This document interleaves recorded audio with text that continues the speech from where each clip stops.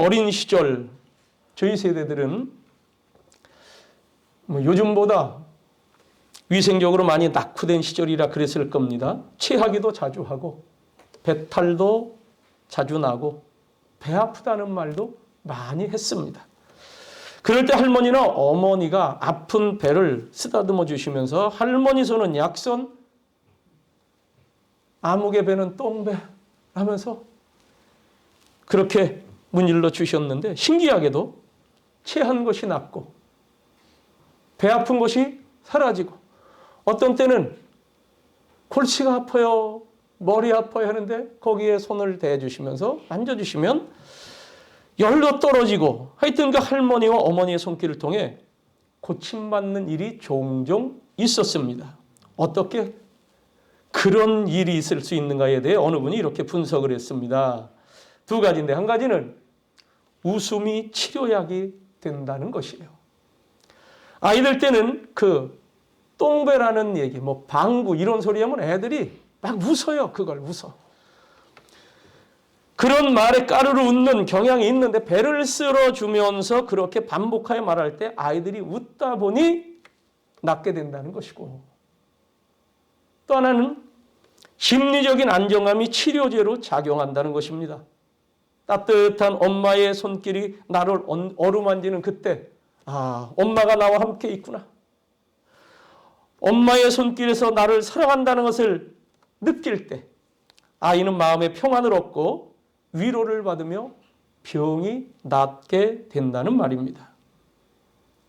성경 복음서를 읽다 보면 예수님께서 아픈 이들을 많이 고쳐주셨는데 그들을 치료하실 때 대부분 손을 내밀어 안수해 주시고 만져주시며 병을 고쳐주셨습니다. 특히 마가복음에는 병 고치는 기사가 12가지가 기록되어 있습니다.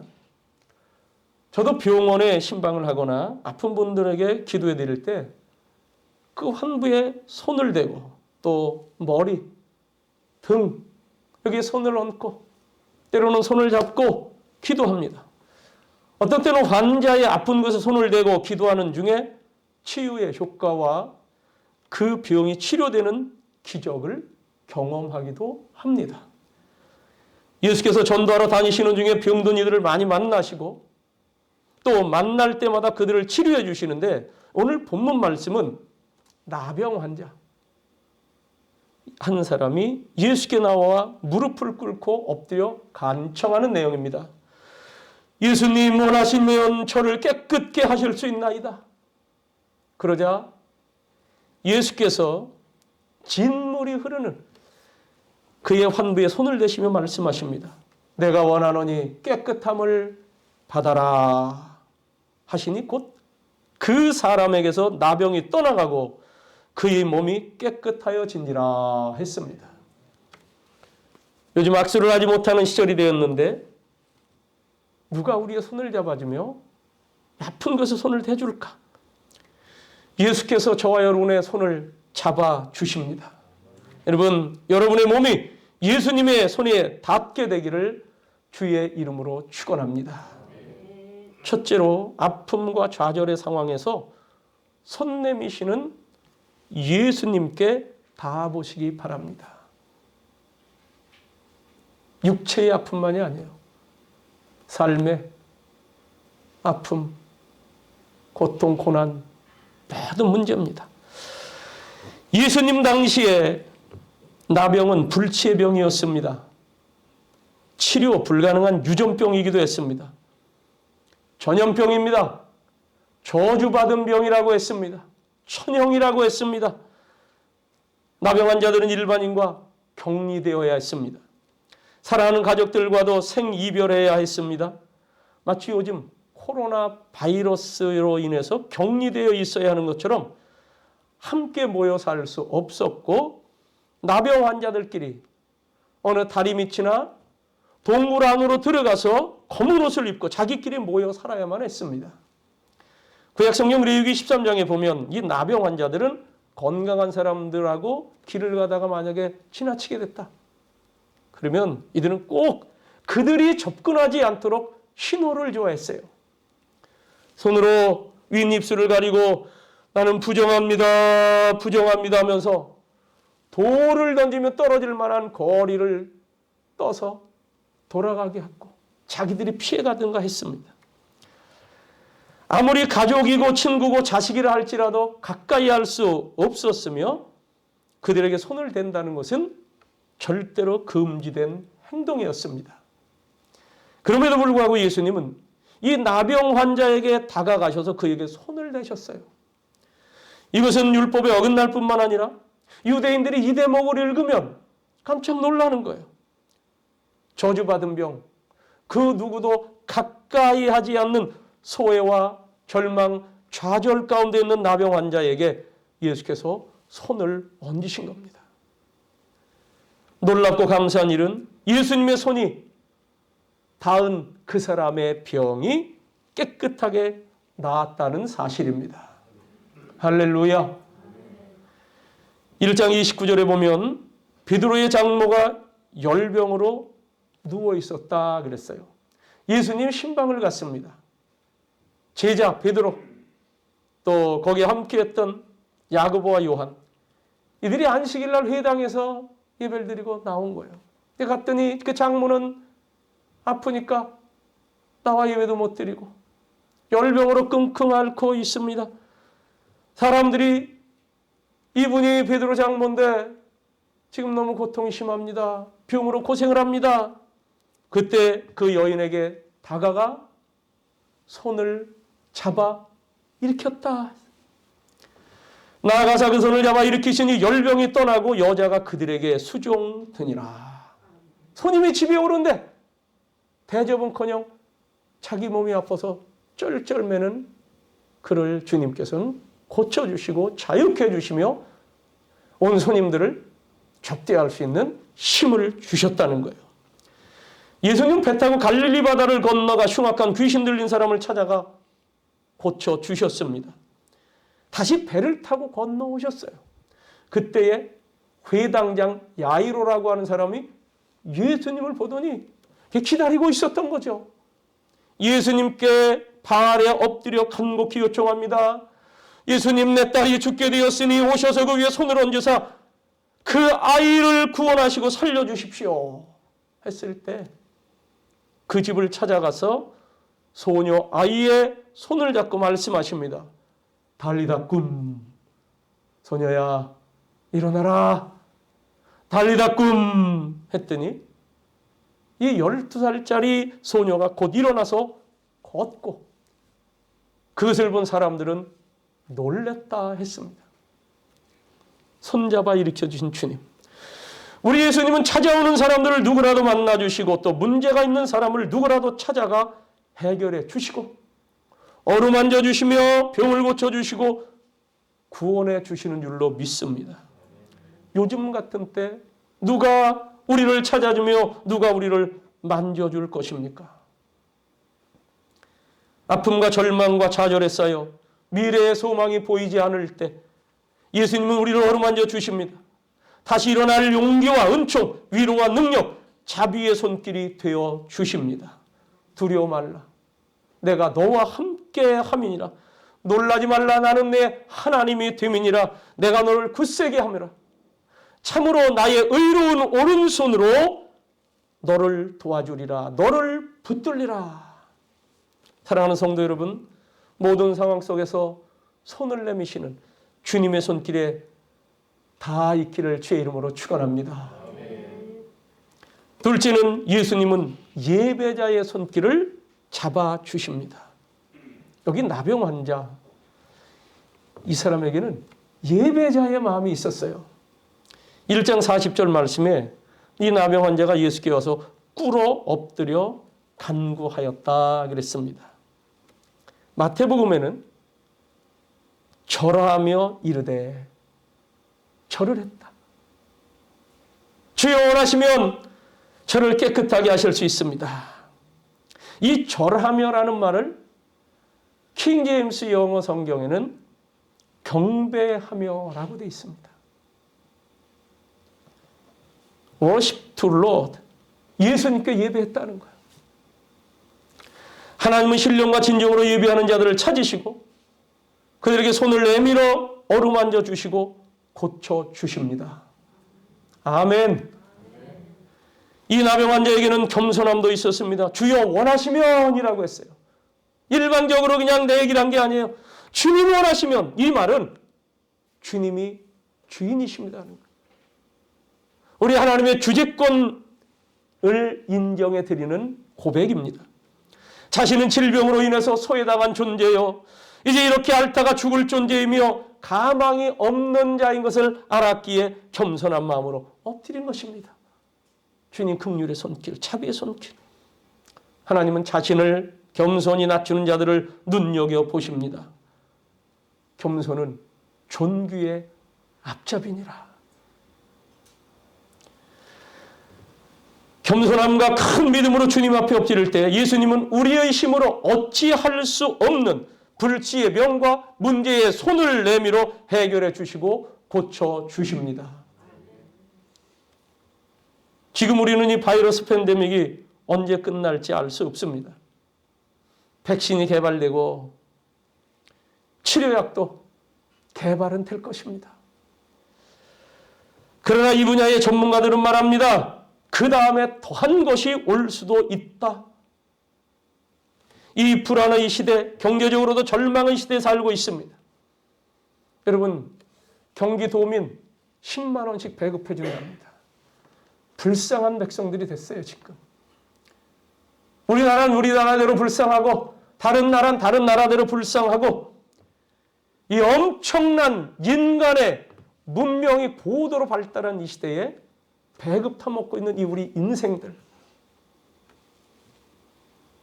경제적으로 지금 분위기는 절망적인 상황이에요. 누가 우리의 손을 붙잡아 줄 것입니까? 다시 한번 우리의 신앙을 새롭게 하시는 주님 손 붙잡고 일어나시기를 바랍니다. 여러분, 힘들더라도 주 중에 한 번은 교회에 나와보세요. 나오셔서 기도하세요. 그게 손잡는 거야. 주님은 손을 내밀고 계세요. 다른 장소는 드나들면서 왜 교회는 안 나올까? 저의 고민이고 기도 제목입니다. 교회는 다른 장소보다도 방역 상태가 확실합니다. 아까도 시청 공무원이 두 분이 왔어요. 그래서 제가 차근히 설명을 했어요. 어제 당국이 발표하기를 이제 교회들 대면 예배를 드리라고 했는데, 물론 큰 교회들 좌석수의 10%로 제한을 했습니다만, 그러다 보니까 작은 교회는 예배 손해를 보는 거예요. 제가 그랬어요. 우리 교회는 120석밖에 안 되는데 10%면 우리 지금 20명 예배 드리고 이거 방송 예배 드릴 때도 20명 들어가는데 12명밖에 못 하는 게 이게 안 되지 않냐. 우리는 2.5단계 우리가 그냥 정해서 우린 20명 예배를 드리겠다. 걱정하지 마시오 해갖고 항균 99.9% 저 딱지 붙어 있는 것을 설명을 해줬죠. 이런 시스템에 의해서 이 코로나 바이러스가 이게 우리가 비말 이것으로 인해서 땅에 떨어지면 스파이크가 형성이 되어 있는 특수 액체이기 때문에 그거에 닿으면 얘들 겉껍데기가 요게 딱 깨져나가면 2, 3초 내에 즉사하는 그런 방제 시스템입니다. 고개 긁고 그런 목사님 알겠습니다. 하여튼 잘 좀 방역 상태 지켜주시고 다음 주도 그렇게 하는 줄 알겠습니다 하고 돌아갔어요.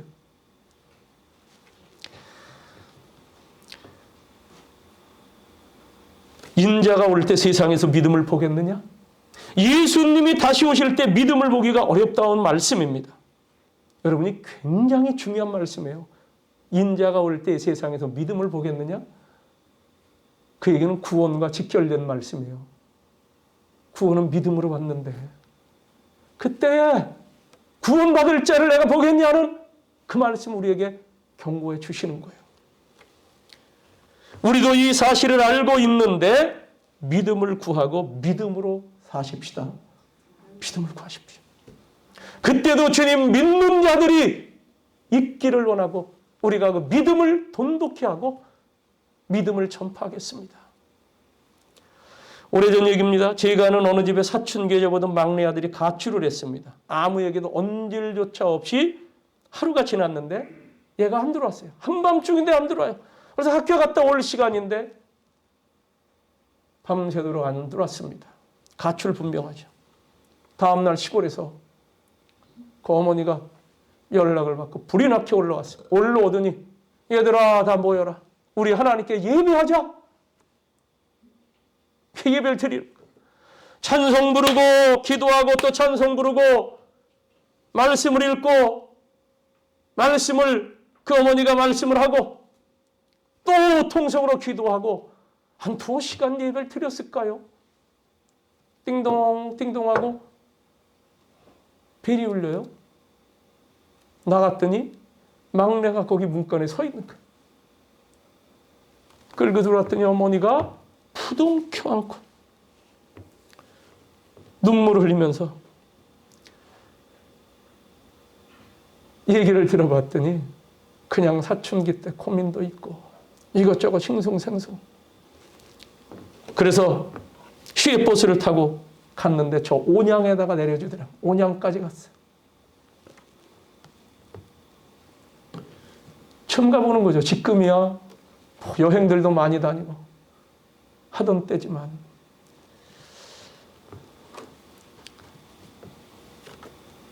온양 가서 막막하죠. 길거리를 헤매다가 저녁 때 가서 밥은 식당 가서 사 먹었는데 밥 먹고 나서 나오니까 아득아득하고 깜깜하고 어떻게 될지 알지 못해요. 이 골목 저 길 방황하고 방황하다가 결국 어디로 들어갔느냐? 예배당으로 들어갔어요. 교회 다니라니까. 쭈그리고 의자에 앉았는데 나는 앞으로 어떻게 하나 무섭기도 하고 서러운 마음에 눈물을 흐르고 창차이를 걱정하다가 잠이 들었습니다. 새벽에 그 교회 목사님이 기도하러 나와보니 웬 학생이 쭈그리고 있거든요. 그 아이를 깨워서 대화를 했습니다. 다 들은 목사님이 그래, 너 교회에서 잤으니 일단 여기서 새벽 기도하자. 그리고 우리 집에서 밥 먹고 그리고 얘기 좀 나누자. 거기서 기도하는데 그리고 밥을 먹고 목사님하고 얘기 속에서 목사님 얘기를 그렇게 해주셨답니다. 야, 부모님과 각종 가족들이 지금 너무너무 걱정할 테니 바로 집으로 가라. 그래서 뭔가 격려해 주시고 길잡이가 되는 말씀을 해 주시고 그 말을 듣고 올라왔다는 거예요. 이 어머니가 이 아이를 부둥켜 안고 울며 야, 다시 한번 예배하자. 이제는 감사 예배를 드린 거예요.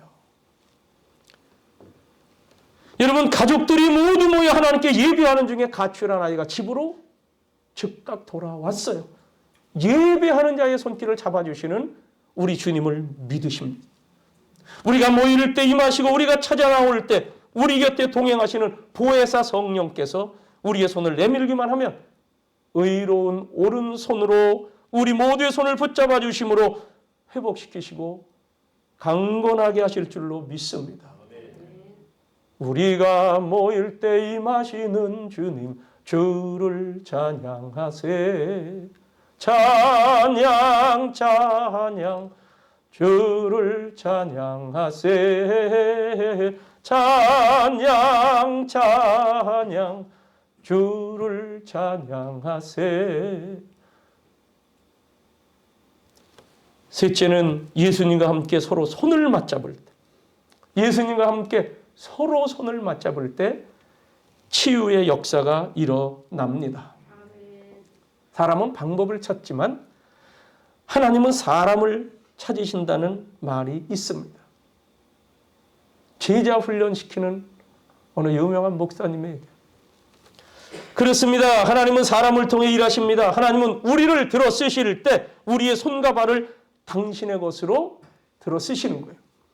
우리가 축복의 통로가 되기를 원한다고 기도 많이 하는데 주님께서 우리를 통하여 일을 하시라는 말씀이에요.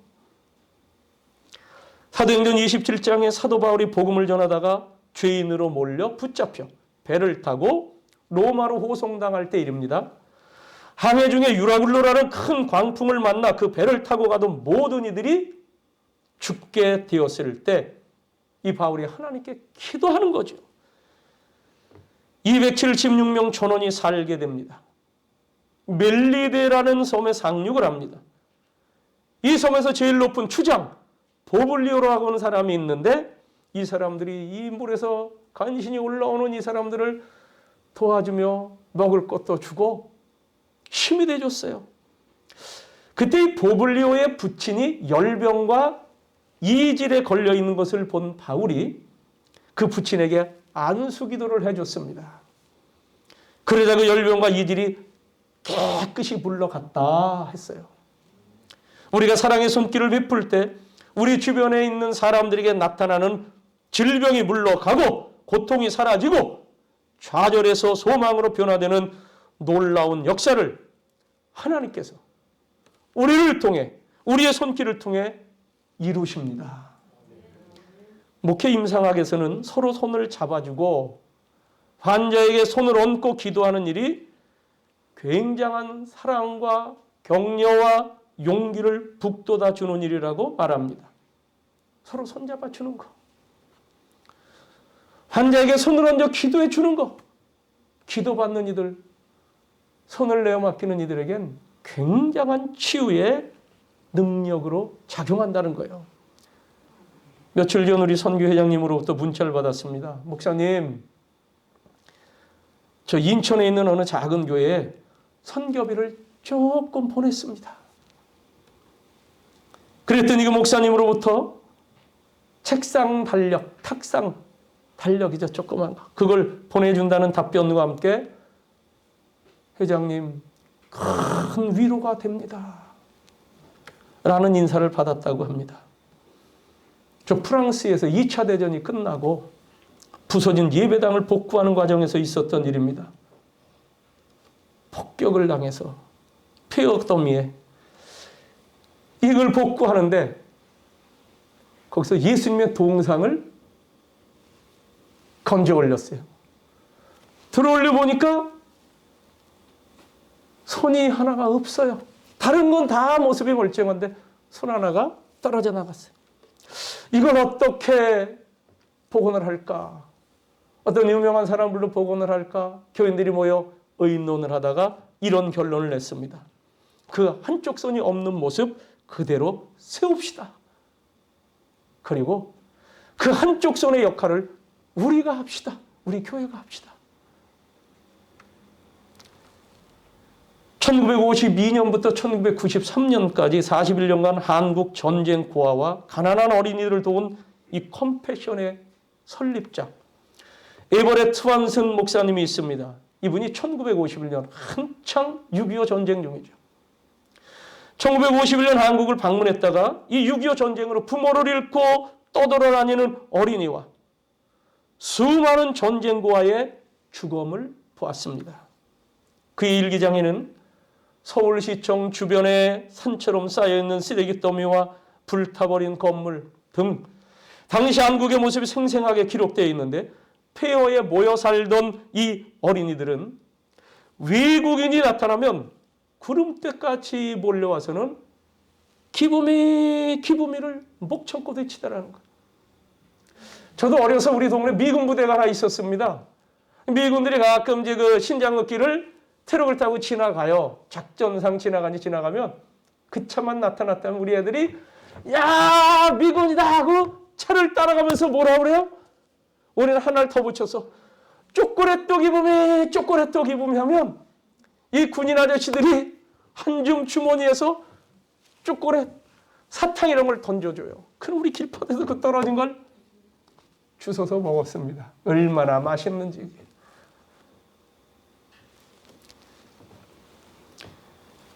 이분이 한국을 떠나던 날 새벽 그 한 트럭 위에 쓰레기 더미에서 뭘 봤냐면 툭 튀어나온 어린아이의 손 하나를 봤어요. 그래서 달려가서는 트럭을 세웠습니다. 여기 아이가 있다고. 그 트럭에 실린 쓰레기 더미를 헤쳐보니까 그 넝마 조각 안에 밤새 추위와 굶주림으로 괴로워하다가 죽은 이 어린아이의 시신이 있었어요. 다른 쓰레기도 뒤져보니까 그런 아이들이 여럿이 나오더랍니다. 그는 자신이 본 비참한 장면을 잊을 수 없었고 미국으로 돌아가려고 탔던 이 헬기의 프로펠러 소리에서 너는 이곳을 보았는데 이제 무엇 할 것이니? 라는 주님의 음성을 들었다는 거예요. 결국 그는 이런 아이들을 돕기 위해서 1950년 미국으로 하지 않고 1952년 저 강원도 삼척의 보육원 신애원을 세웠습니다. 한 어린아이가 먹을 것을 구하게 내밀었던 그 찌그러진 빈 깡통 하나를 들고 미국 전역을 돌아다니면서 한국 어린이를 도와달라고 눈물 호소를 했습니다. 여러분이 보시기에 이 깡통은 그냥 쓰레기지만 한국의 한 어린아이에게는 생명줄이요 생명통입니다. 이 어린이를 살려주세요. 이렇게 한국을 돕자는 그에게 수많은 미국인이 아니 우리 주위에도 가난한 사람이 많은데 왜 한국입니까? 라는 질문을 합니다. 그때마다 그의 답변은 동일합니다. 우리 주위 사람들을 돕는 것은 당연히 해야 할 일입니다. 천국에 백인만 혹은 미국 시민만 가는 것을 주님은 원하지 않으십니다. 쓰레기 트럭에 실려 죽어나가는 한국 어린이를 긍휼히 여겨주세요. 이제는 그 가난하여 도움받던 대한민국이 가난한 나라를 돕는 나라로 우뚝 섰습니다. 이 스완슨 목사님은 한국인에게 도움을 줄 수 있다는 것이 자신에게는 큰 축복이고 특권이었다고 합니다. 약 10만여 명의 한국 어린이가 그 도움을 받았다고 하는데 그가 쓴 기도문 한 줄입니다. 한 어린이의 손을 잡았을 때 한 보육원을 세울 수 있게 해주셨고 한 보육원을 세웠을 때 한 나라를 일으켜 주심에 감사합니다. 누가 이 손을 잡아줄 것입니까? 어려운 때일수록 손을 잡아줍시다. 교회는 서로서로 마음을 나누며 위로하며 격려하고 피차에 손을 잡아주신 곳입니다. 무엇보다도 주님의 자비로운 손길, 은혜와 능력의 손길이 좌절과 시련에 빠져있는 저와 여러분, 모든 성도들, 이 대한민국 사람들, 이들의 손을 잡아주십니다.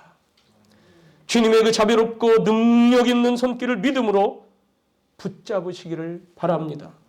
주님과 함께하는 형제 자매들의 손을 잡고 서로 격려하며 새로운 소망 가운데서 승리하는 한 해가 되시기를 주의 이름으로 축원합니다. 기도하겠습니다.